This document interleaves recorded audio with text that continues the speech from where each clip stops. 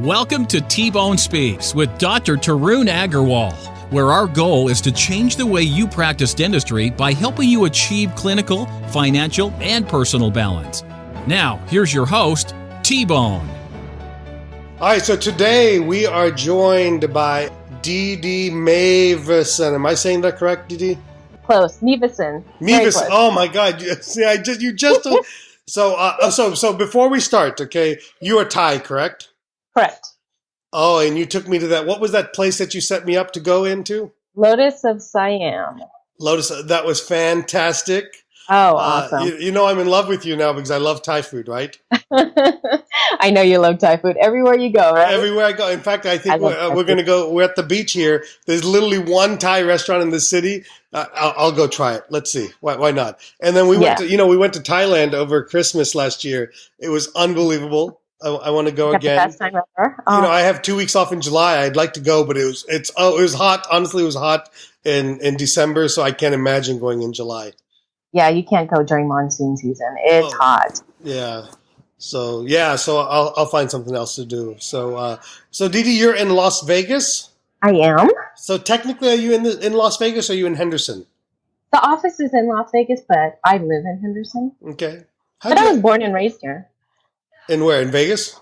In Vegas, yeah. Is that where all the Asians end up? I thought all the Asians end up in Vancouver and San Francisco. Yeah, I know. And Southern California. 6 Asians in my class growing up. 6? So, yes. That many? Here, but now there's a lot more. A lot of Filipinos. Listen, I don't understand. Every blackjack dealer I have is Asian. Do they not have kids? No, but back then, I mean, I grew up here. It was like back 1980. then. How old are you? Asians. How old are you, for God's sakes? Back then. Come on. Back 1980. then. Come on, back then. You graduated high school like in 97, 98, right? 99, yes. 99, Jesus Christ. I was out of dental school by then. So are you kidding me? Back then. All right, so let's listen. Let's have some fun today. Okay. I'm doing a series of podcasts on female dentist owners. I've been wanting to talk to you not because you're female, but I think that it'd be a good fit. So I don't want to be totally sexist and focus on the female side of things, but I do want to address some of those things because I think there's a unique part of that in dentistry, and then I really, really love some of the things that you're doing in your practice. So I want to talk about those things as well. I think so. So real quick, a couple of things. Would you consider how long have you been out of school now? 10 years. 10 years. And yes. When did you start your practice? About 5.5 years ago. Okay, so what you 2011. Okay, 2011. So for about four to 5 years. Real briefly, what were you doing for those 4 to 5 years? I worked at my mentor's office. Okay, he's a dentist. I worked for him for that whole time. Yes. And why didn't you stay there?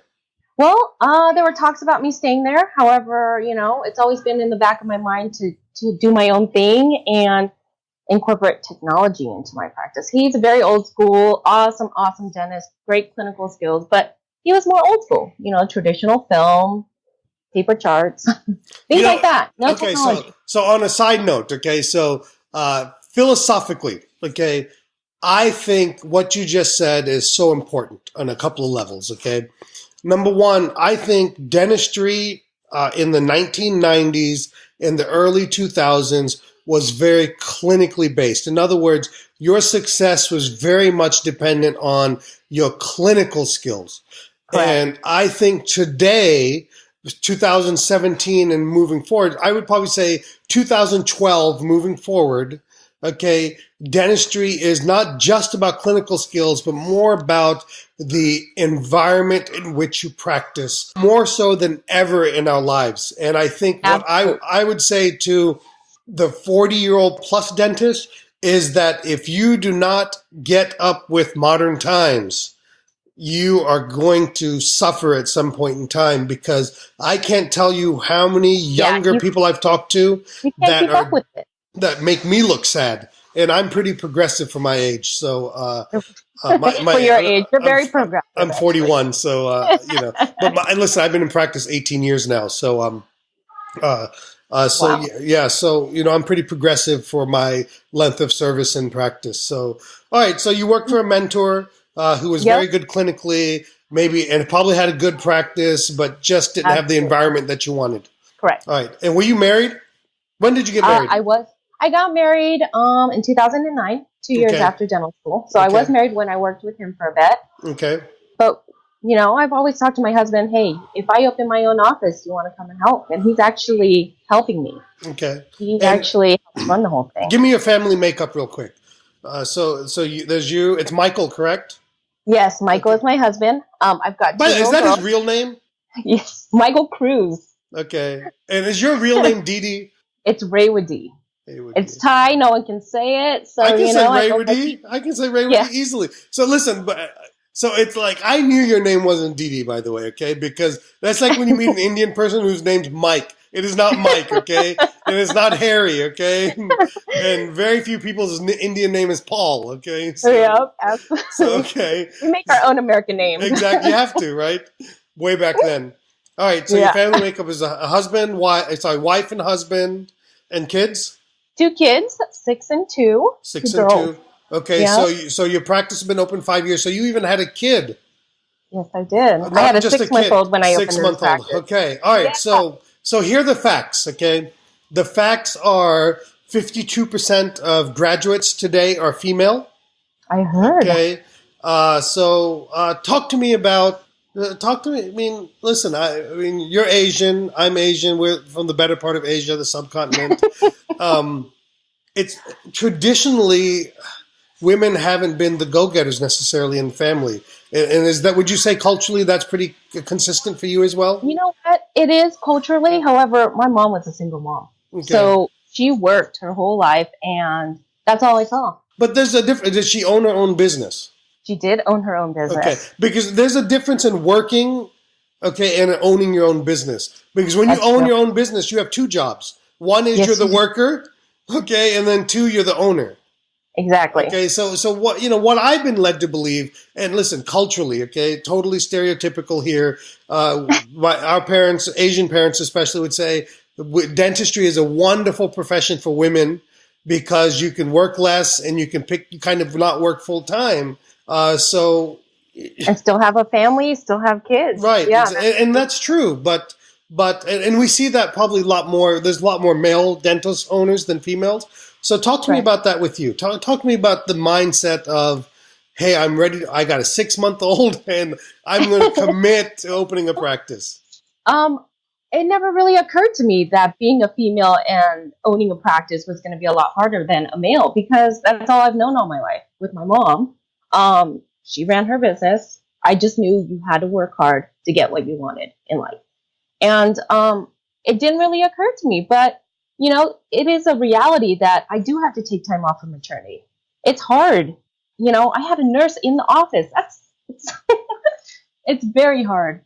It's just, I just kind of stay in my own lane, do my own thing. It's never occurred to me that I got to work harder just because I'm female, or I got to do things a little bit differently. But would you say that it's true that you have to work harder because you're a female? No, and I'm not talking about in the practice necessarily. I mean... yeah, I'm a mom, you know, I go home and I'm still mom. And there's a difference in a dad and a mom, in my opinion, okay? There's a total difference in a dad and a mom. Number one, when you're young, a dad can't, whip it out and feed your baby, right. I mean, is that sexist for me to say?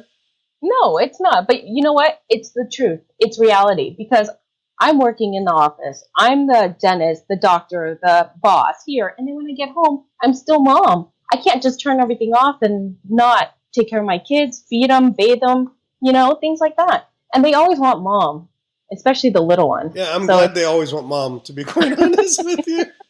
Okay. All right. Go to daddy. No, I don't want daddy. Yeah, my kids I purposely make my kids scared of me so they leave me alone so I can do this kind of stuff. All right, so back to the real point. I'm going to listen, you have such a great personality. I want to just goof around with you. So talk to me about the mindset, okay? So you didn't know any better. It's always been a dream to own your own business? Yes. Okay, yes, so it was important to you. So even if you had the opportunity to stay where you were at or even get into an unbelievable situation, you still wanted to be an owner? Not necessarily. I mean, if things worked out the way I wanted them to, I would have definitely stayed. He was great. He's a great friend. I still talk to him all the time. But it was just not my vision. Okay. And how? Okay. All right. That's fair. You know, So let's talk about your vision. Talk to me about your practice.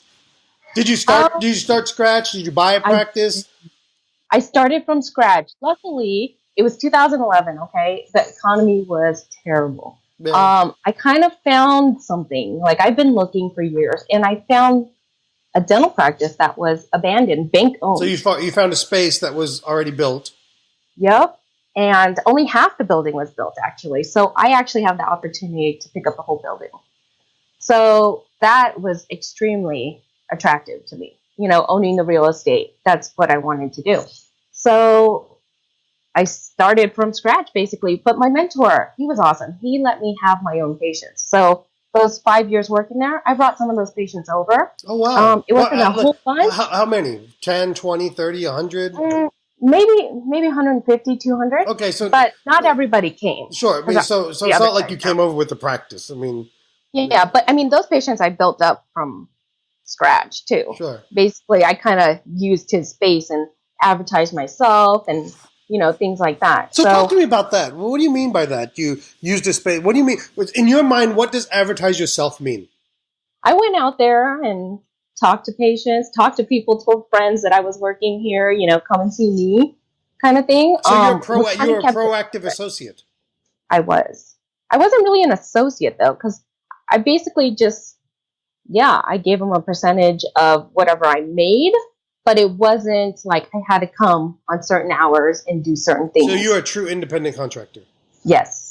Okay. Did you pay him rent, essentially? Basically, yes. So you owned your own practice in a way? Uh-huh. Okay. Within his practice. Okay, so that's fair. Did you get any of his patients? No. It was basically separate.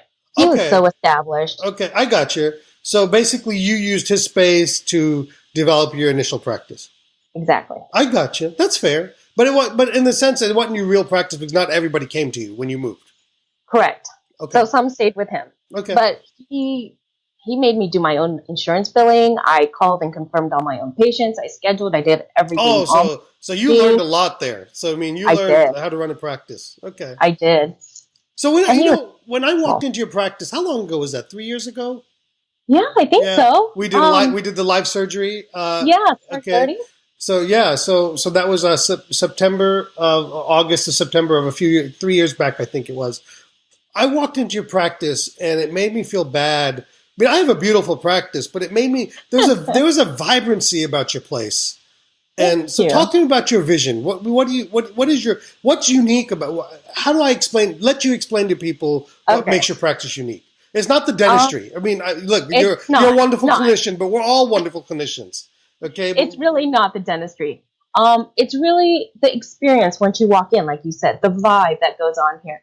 We purposely did everything in this office to attract a certain type of patient. And what is it? Define a certain type. What is that? A young professional, people who actually value their oral health and value technology.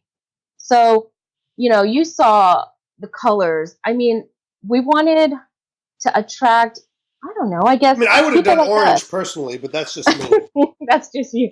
Well, even to the amenities that I have phone chargers, I have like luxury lotions in the bathroom, things like that. And you think that's because you're a woman? Or mom? Not even be a woman. Let's say that. Is that because you're a mom?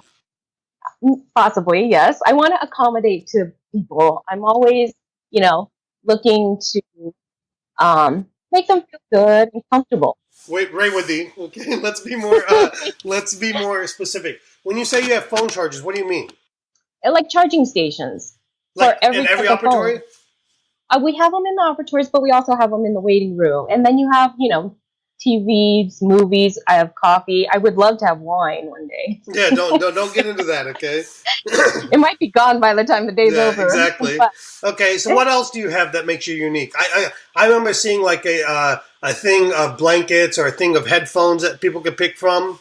We do have blankets, headphones, pillows. We also have patient safety glasses that are like funky and fun for a patient to just choose instead of the plain.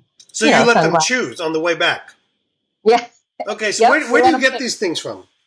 I don't know. I'm just, little things. I'm always researching. I'm always online. So is my husband. He's always looking into things. even when we go to a restaurant, like, oh, we should put purse hooks in our operatories because that's what they do at the restaurants. That's Fish a good hooks? idea. Purse hooks. Purse hooks for the hooks, okay. purses, Yeah, the yeah. bags, and stuff like that. Yeah, I would never think about that. I mean, I keep my purse in my back pocket.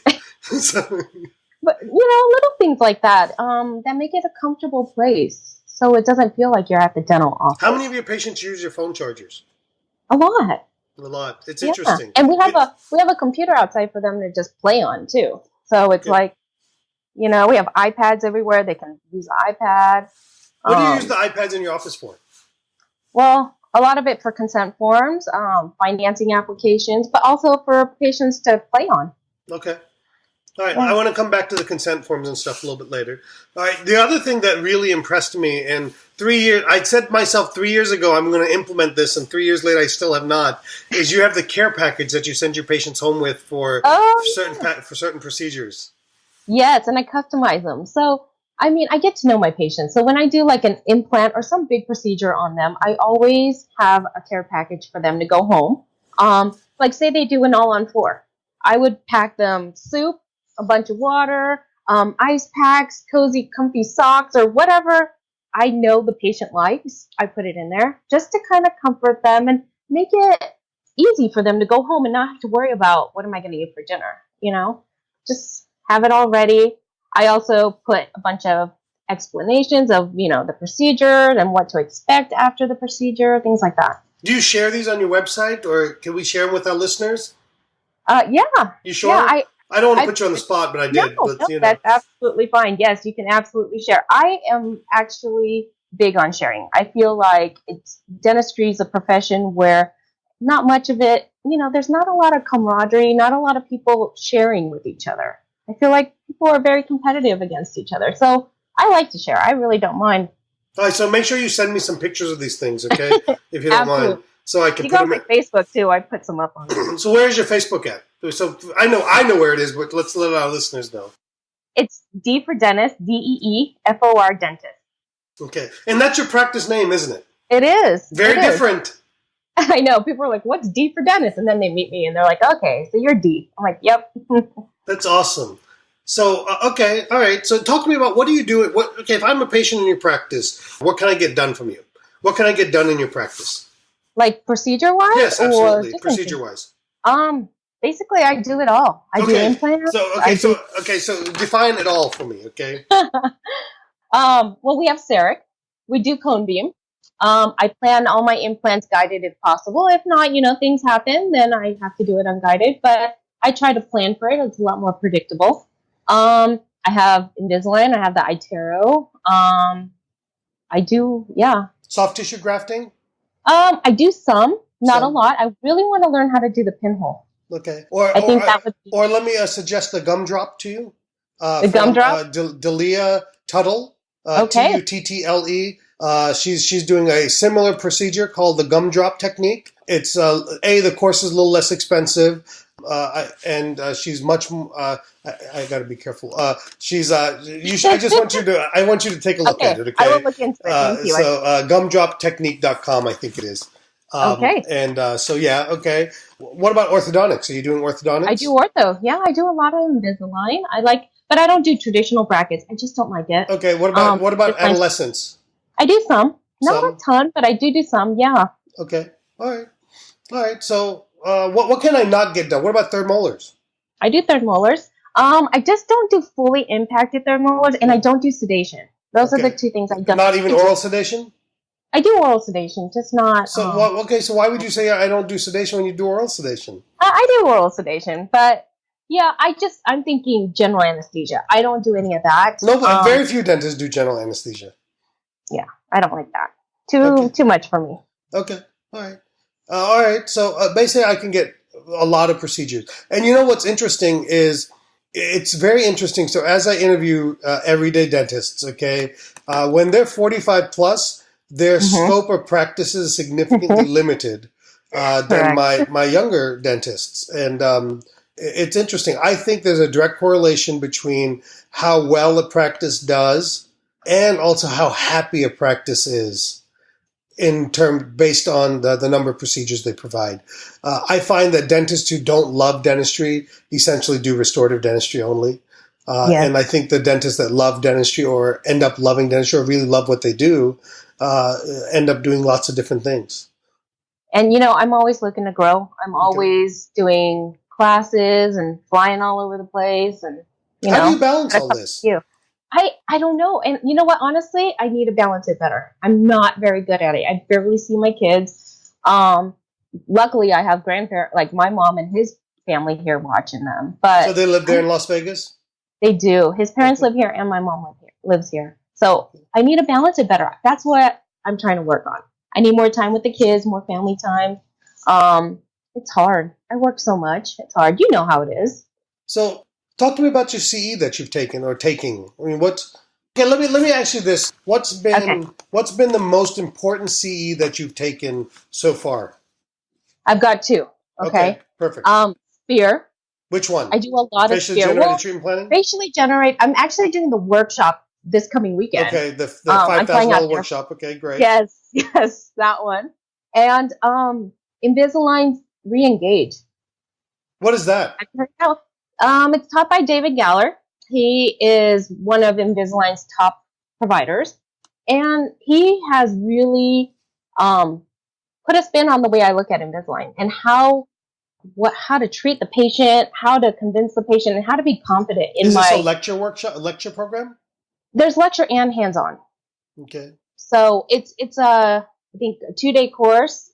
It was here in Vegas because I've been wanting to take it, and he came here. So I was like, oh my God. CE is so easy for you. You're in Vegas. All CE's in Vegas. I know. Everyone wants to come here. So. Yeah. Okay. But yeah, he's really allowed me to do a lot more Invisalign. Okay. It's really made a huge impact on me. So, okay, that's good. So what is that called again? Re-Engage. Invisalign Re-Engage by who is it again? David Galler. Galler. He's out of Manhattan, New York. Manhattan, New York.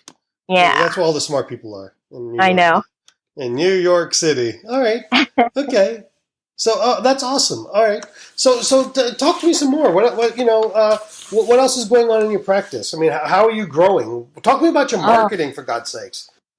You know what? Honestly, we don't do any external marketing. That's BS. Okay, you do blogs. You do Facebook. Facebook's external marketing. Okay. Yeah. You write a regular blog on your practice, correct? I do. So how do you not consider that Facebook? Instagram, but that's, That's external marketing. Okay, but I don't spend money on it. Nobody said that marketing has to cost money, okay? That's true. Let's be more specific about that, okay? Because I think, and I've been slow to adopt this a little bit on my practice side. I've been very good about adopting this on my second business, my lecture and education business, but I haven't been very good about adopting this in my practice. So let's give yourself more credit, okay? And talk to me about what are you doing to promote your practice? Well, honestly, I post like things that happen in the office, funny things. We're a little inappropriate sometimes, so we'll post things like that. Yeah, but that's your culture of your practice, and that's your personality. Okay, and that's fair. We're a fun practice, and we're really ourselves on social media. And who does it? So do you do it? Somebody in your office do it? External company does it? I do it, and my husband Mike does it.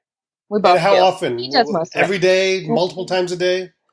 We try to do it at least once a week. If we can do every day, that would be great. But time never allows for it. But yeah, we will post here and there at least once a week. On social media channels? On social media and blogs, we try to update, monthly, but I would love to do more. Okay, and talk to me about blogs. I mean, what are you writing about? Oh, anything and everything. We'll talk about like our care package. It's on my blog, my implant care package, things that I give to the patients.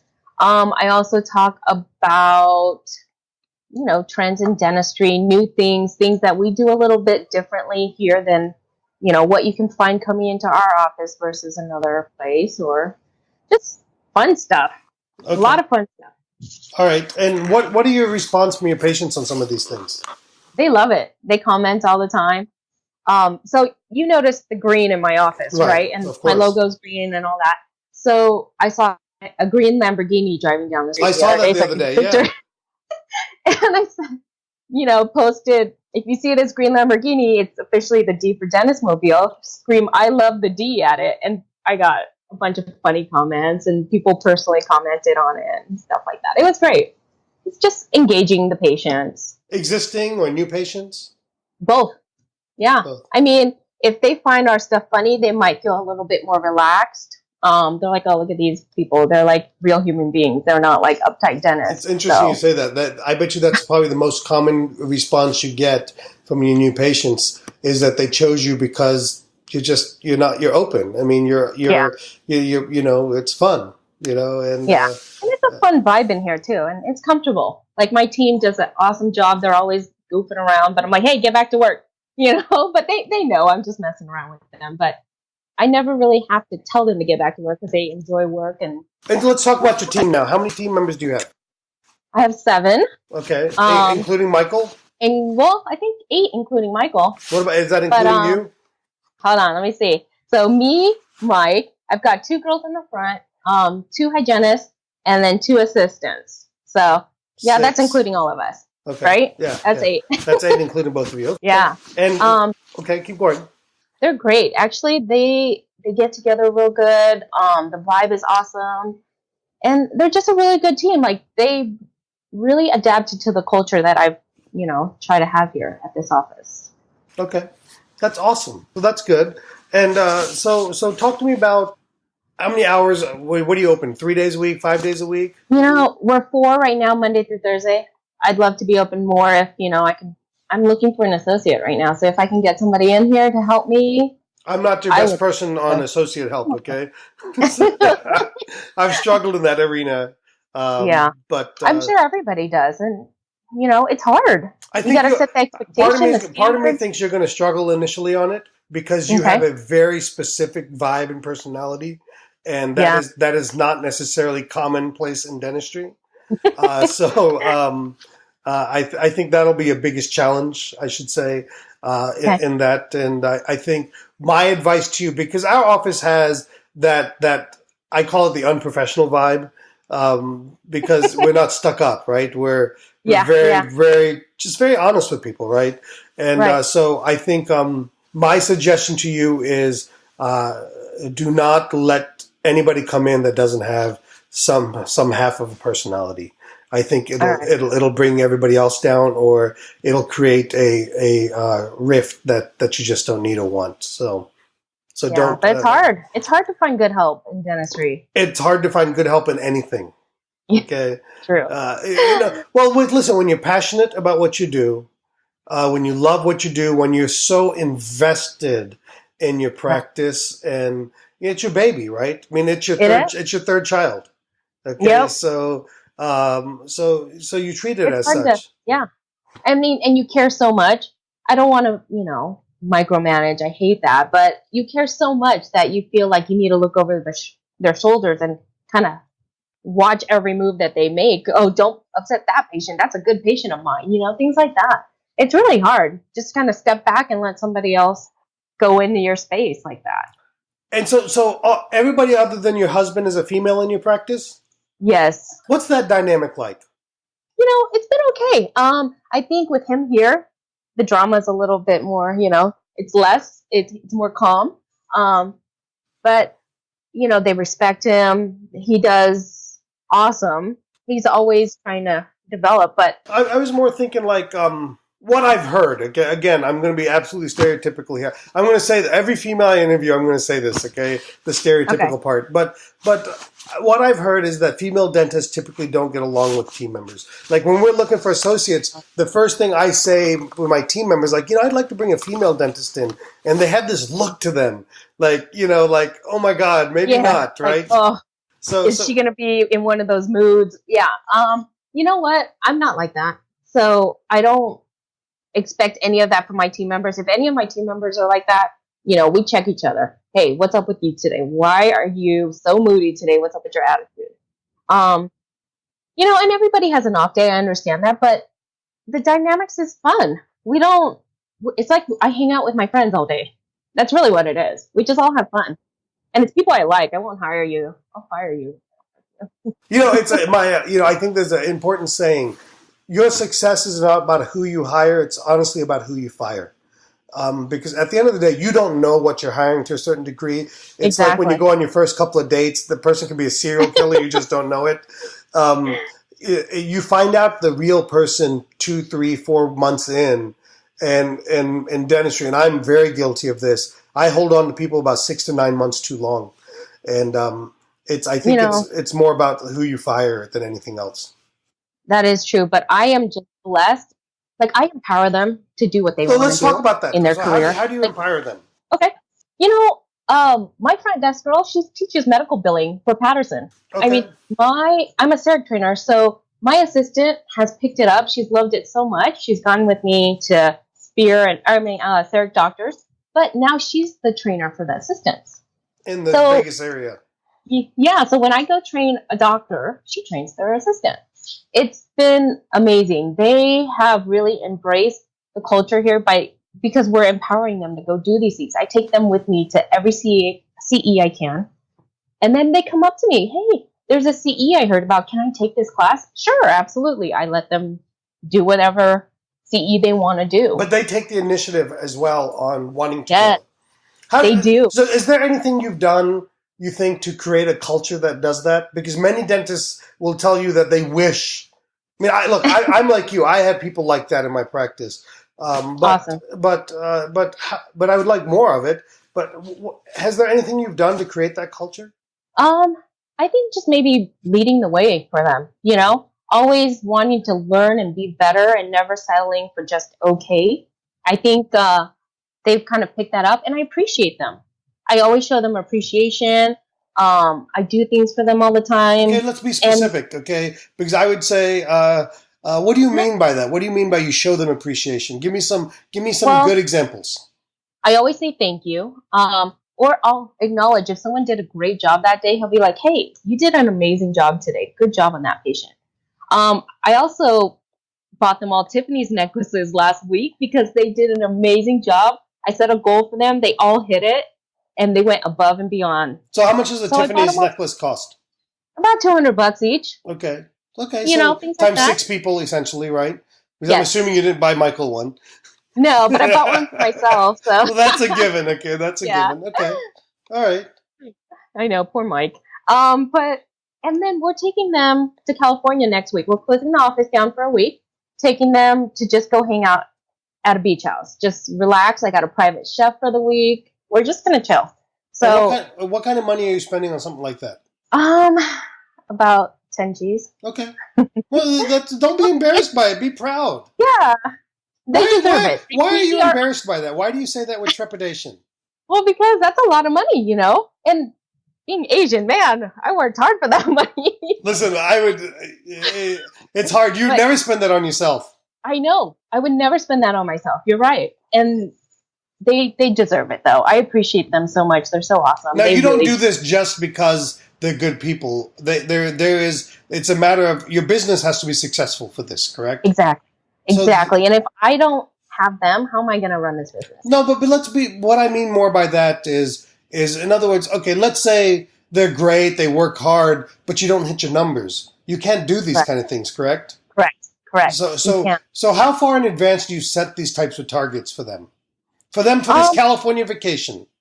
Okay. So I don't want you to, if you want to be specific, you can be, but you don't have to be. What kind of target do you set to earn that type of amenity? Let's call it. Well, we do annual planning every year. So in November for the next year, following year, we sit down and we plan. This is as the whole team. As a whole team. This is my goal. What do you guys think we need to do to hit these goals? Let's write them all down. Let's set dates for each thing. And if we hit them, this is what we're going to do. So, there's some months that are a little off. Where do you do this annual planning at? We actually are part of Fortune, so we do it with Fortune, but then we come back to the office and then we talk more about it.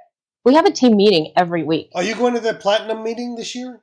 I went to it in Cabo just recently in April. I'm not going to the one in Florida, though. I'll be there at that one. Oh, man. We should. Yeah. You could have cooked me some Thai food. Yeah. You could have bought me some Thai food. Yeah, that's true. I could certainly do that. Okay.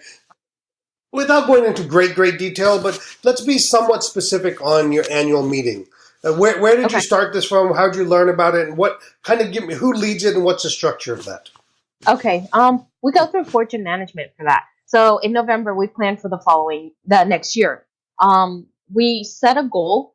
I like to do about, 20, 30% better than I did this year. So I'll set a goal, say, and then we reverse it. We say, how much do we need to do a month? How much do we need to do a week? How much do we need to do a day? And from there, that's how I look at it. That's how I focus on it. I always refer back to those numbers. And I use Dental Intel or some sort of metric software that really dials down and lets me see all the numbers. And I look at it daily. We go over it in our morning huddle. We say, hey, guys, this is our goal today. We're a little bit below goal. Where can we find opportunities? And then for the week, we do the same thing. Any big cases we can fit in this week? Can you guys, do you think we can move some patients around here and fit it in there? Things like that. Okay. All right. And so far, have you hit your goals every year? So far, yes. It's been amazing. Okay. And the team's really embraced it. So they're the ones that are looking at it because you know what? Their bonus is based on stuff like that. I compensate them pretty well with their bonus plan. So talk to me about that. Give me the skeleton. Like, what's the basic structure of your bonus system? So say, for example, I know payroll is going to be about 25% of my overall collection. Okay, so right? you set for that. So you set for 25%. So you probably set your BAM based on employee overhead being 25%. Correct. Okay. Now, if they make anything over what was expected of that, they get to keep that percentage, the difference there. So I guarantee them 25%, no matter what. And you do that on a rolling average, probably? Yes, I do it 3-month rolling average. Okay. Yeah, so you're doing essentially what we do. The only difference there is I set my team compensation, total compensation goal at 25%, and then we split the pot at 20% of every dollar amount over that. I see. Yeah. Basically, we do the same thing. And they love it. They're getting huge bonus checks. They love it. And when you say huge bonus checks, what's a typical? Don't give me an atypical. Give me a average kind of bonus check for each team member. They've been doing on average about $1,000 per every month. Every month, each. Each, yes, each. Okay. Every month, they've been doing really good. They love it. All right, that's good. That's very good. Okay. Yeah. That's good. I gotta. I'm not quite there yet.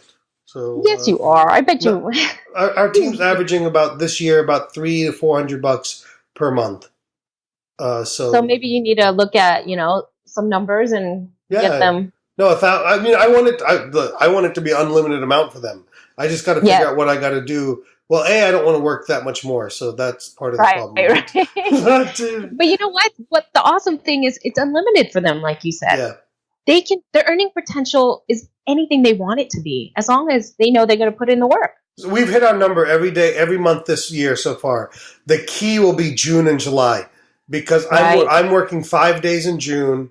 No, sorry, 7 or 8 days in June and 5 days in July. For the whole month? For the whole month, yeah. Oh my gosh! So if they for us, if they can hit the numbers, if they can hit our numbers in June and July, I mean, it's going to be unbelievable. But here's the beauty of it. On a side note, okay, we've set up systems in our not systems, okay. We've set up a business model in our practice that allows them potentially to hit their numbers with me being gone so much. Because we have an associate, so the practice is open. And we have a lot of auxiliary driven procedures like medical billing, like sleep apnea therapy, things that can be done while I'm not there. And Invisalign, for example, legally they need a dentist in the office, but those are auxiliary driven procedures. So in theory, they can still start and get these things done without me being there. And for like Invisalign, I can remote in and do a clean check while I'm gone. Let's say an implant plan. I can remote in and do some of those things while I'm gone because, there's internet everywhere in the world now. Exactly. And it's awesome. It's so convenient, especially if you already have all the images, everything merged together, all Oh you yeah, have to do the is sit team there and does that. I mean, they see that they know how to do all of that stuff, so that way I wow, can do it remotely. that's great. You should do the surgery remotely with robotics now. Oh, listen, we're going to be doing. We actually are going to be doing that. Believe it, not remotely, but we're working with a robotics company on That's that. awesome. So You'll have to let me know about that. That's awesome. I Would will. love I to do. will. Yeah. So what are the one or two pieces of advice you can give someone to our listeners that would make them more successful? I think you know what? Plan. A lot of planning. I do a lot of planning, a lot of research. When I first opened my office, I researched everything. I knew how much it was going to cost me to run the practice daily and weekly and monthly. Um, I asked for help from friends to help me. You know, if I had a friend that was an expert in something, I'd ask them like, "Hey, what are the numbers on this?" And you know, it's just really have a business plan, have a plan, just be prepared. People go in, a lot of people willy nilly and not even know what to expect. And then they see all this stuff and they're overwhelmed. They can't handle it. Another thing is, I would say build a really strong culture with your team, with your office, and be true to it. Stick to it. Don't veer from it. It's essential. Okay. All right. That's awesome. And then, how do you structure your practice day? You said earlier it starts with a morning meeting. Yeah, we always start with a morning meeting, a huddle, and then we go from there. I really love more structure in my day. That's something I'm really working on. Maybe, you know, we're trying to change our scheduling method right now and switch over to block scheduling, Mm-hmm. but the team has a fear. I don't know what it is. It's It's not. No, it's just it's not a fear. There's not a fear, Dee Dee. Let me tell you what the problem with block. I love block scheduling. Okay, I'm a firm okay. believer and proponent of it. But it's a team driven process. The teams Yes, have a hard time saying no to patients. that's what it is. It's, They it's they always say, well, you know, it's open, so yeah, let's just put the yeah. patient in. They have a No, hard time saying no. That it's going to be 4 weeks before we can do a filling. yeah, And a lot of times patients, are, you know, they're looking at this computer screen as well, and they're like, why can't I come in there, right? So right. You're like, no, no, no, that's not for you. Yeah, I know. But you know what? Before in the past, I used to just say, let's try it. Now it's like, I'm going to do it. So no more trying. We're just going to switch. We're just going to do it. We have to be firm on this because I need more structure in my day. I need to be able to plan my day out a little bit better. So let me ask you this: what one piece of okay? So I break technology and dentistry into big things and then little Uh-huh. things. Big things Okay. being like capital equipment purchases, okay, and little Okay. things being like little apps. You know, these $50, $100, $200, or even free things that you can implement into your practice. Give me an example of a practice technology, a capital equipment that you don't think you could practice without. My CEREC. Okay, I why? think I think it's a no-brainer for me. I can't live without my CEREC. I do CEREC all day, every day.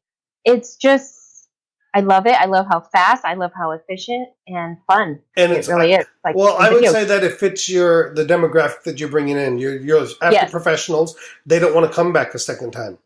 exactly. And I would Yeah, they actually want it I now. would amend my statement. I would say it's just human beings in general don't want to come back a second time. If given the Everybody wants choice, it fast. Yeah, if given the choice, patients would always choose for single visit treatment. exactly. And patients tell me how much they love it. They're like, "Oh my gosh, I can't even believe you do it right here." You know, Yeah, it's a big absolutely. difference from what dentistry used to be. It's so much fun. And then, what about a small piece of technology?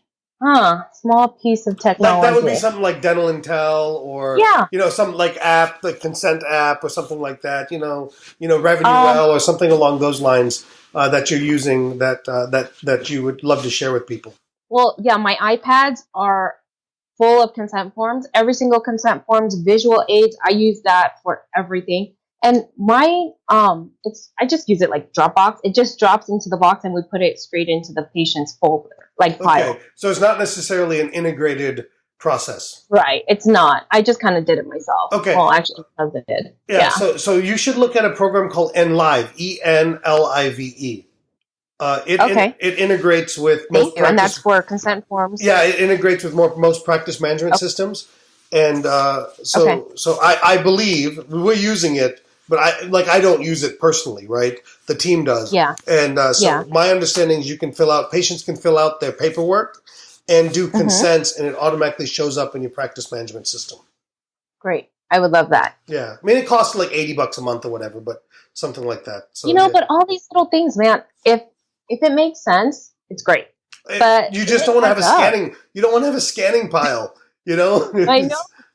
Yeah. I don't have a scan. Everything just goes into a box. But yes, I do not want that. We're paperless, Everything's done online or through iPads, consent forms. It's actually Go forms that I use. So it just goes right into my box. But yes, I will look into that. Thank you. Yeah. So let's talk about so we got about 5 or 6 minutes left here. Okay. Okay. What are some of your goals that you want to achieve? Like where do you need? I mean, what do you want to accomplish? What's next for you? I would love to have like a multi-specialty office, everything under one roof, like a Mayo Clinic, but for dental. I would love to have that. And focus on the patient experience, and what we can do for the patients, and just make it all about them to feel comfortable and in good hands. I would love to do that. So that's probably a longer term goal, right? Yeah, but I'm going to make it happen sooner than later. Okay. It's going to happen soon. Okay. I got big dreams. You got to be bold. That's what I always say. Yeah. Good for you. I want you to keep us surprised on that. So, okay. Where do you need to focus on more in your practice? I really think scheduling and learning how to, make my day a little bit more smooth, because a lot of times I'll work through lunch and, that's not great. No. But, and I think hygiene recall, Vegas it's very transient, but I'm sure a lot of other cities are too, but people come here for a little bit and then they leave. And then, we really need to focus on hygiene recall. I don't really have a big issue with new patient acquisition, but I need to retain those patients. I just want to focus more on stuff like that. Little things, but they make a big difference. And a lot of that certainly is you can leverage some of the technologies like RevenueWell, Smiley Mind, different programs like that. What I would tell you on the scheduling side of things, you've got to plan out your ideal day. And what I will tell you is that you need to make fillings a smaller part of your day and start pushing those out a little bit, so that you have more time available for some of the bigger procedures that you're doing, and so that you're not as rushed throughout the day, because you're checking 2 hygienists, and all of those things. So you can't have as many fillings per day. And what you'll find is that you'll be more productive as well. So what do you say to your patients when you say, hey, I got to push you out about 4 or 5 weeks for filling? You just tell them that. Yeah. Just say I have nothing available. We'll have to. Yeah. I mean, if something opens up, we can always bring it back in. Yeah, of course, absolutely. So the fundamental concept with block scheduling is that you stay sacred to your blocks for 3 days prior, and then at 3 days you start filling the schedule. So, for example, I'll tell my patients, hey, right now, if you want a filling with me right now, we're booking into August, September for that. Okay, do you still do fillings yourself? I do 1 filling a day. 1 filling a day. All right. I'm allowed 1 filling a day. I hate filling. So my question is, then why do you schedule so many of them? Yeah, I don't know. So stop. So start saying, hey, I'm willing to do 1 in the morning and 1 in the afternoon. I mean, and at some point you're going to push people out too far, and you'll have to adjust it a little bit. Okay. But at the end of the day, if you're still filling your schedule with other procedures, then maybe you don't need some of those patients who only need fillings. Or maybe you can get to your associate faster that way. Okay. So ultimately, you've got to make your day what you want, plan your ideal day, and that's what block scheduling is about. It's about making consistent, even days based on what you want and based on the times you want them. Like, I want to do my sedations and surgeries first thing in the morning, but not at 8 o'clock. Right. I want my surgeries at 9 o'clock. 8 o'clock's not a good patient time for me.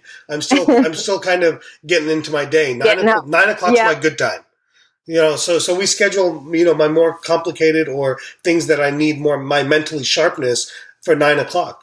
And then we schedule our fillings for like 2 o'clock, which are the least preferred appointments in our practice. So that's when we put fillings in.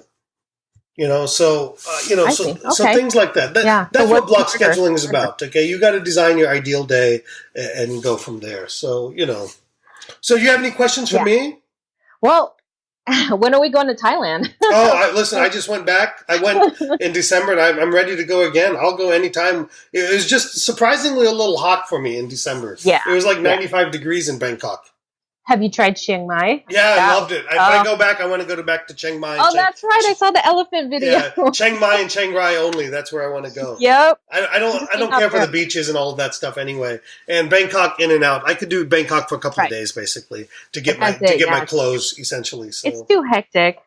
I like the hecticness a little bit, but Chiang Mai and Chiang Rai, the food was phenomenal up there. Man, it was awesome. Street food? I did. I did not eat any animals though. You didn't try any insects? No, I didn't. No, I saw them. No. But I just couldn't do it. I could. The problem is, if it was my last day out, I would consider. No, so not my last day out because I don't want. I don't want stomach problems on a plane. Okay, so if I were there and I could get over my stomach issues, if I tried that stuff, maybe. But no, I don't really. Those care. are not. I eat enough insects without knowing it, to be quite honest with you. That is true. I do not even want to touch those bugs. They look disgusting to me. I'm sorry. Well, any other questions for me? Anything, I can give you advice on or anything? Well, you gave me a lot of good tips, actually. Thank you so much. I appreciate it. And thank you for having me on the show. It was such an honor. So there's a couple things you owe me, okay? You owe us some pictures of your office. Some of the, send us. Let's send us the pictures of like where you have the things that patients pick up. Like the headsets and your care package. Send us some of those things. Send us some of the things that make your practice unique, so we can put in the show notes, so people can get an idea of that. And how can people get in touch with you, Dee? Dr. D, DRDEE at dfordentist.com, DEEFOR dentist.com. And they can find you on Facebook as well. You're pretty active. They can find me on Facebook. Yep. D for dentist. Yeah. That's absolutely. Awesome. Thank you so much, Dee. You've been a lot of fun. And good luck to you. And I'll see you in Vegas in September. I'll see you. September?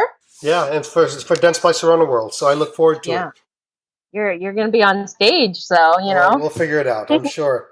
You won't see little old me in the back there. You're big ballroom. But I will say hi. I will definitely say hi. Thank you, Dee Dee. Have a great day. Thank you. Enjoy your vacation. Take care. Bye-bye. Thanks so much for listening to T-Bone Speaks with Dr. Tarun Agarwal. Remember to keep striving for excellence, and we'll catch you on the next episode.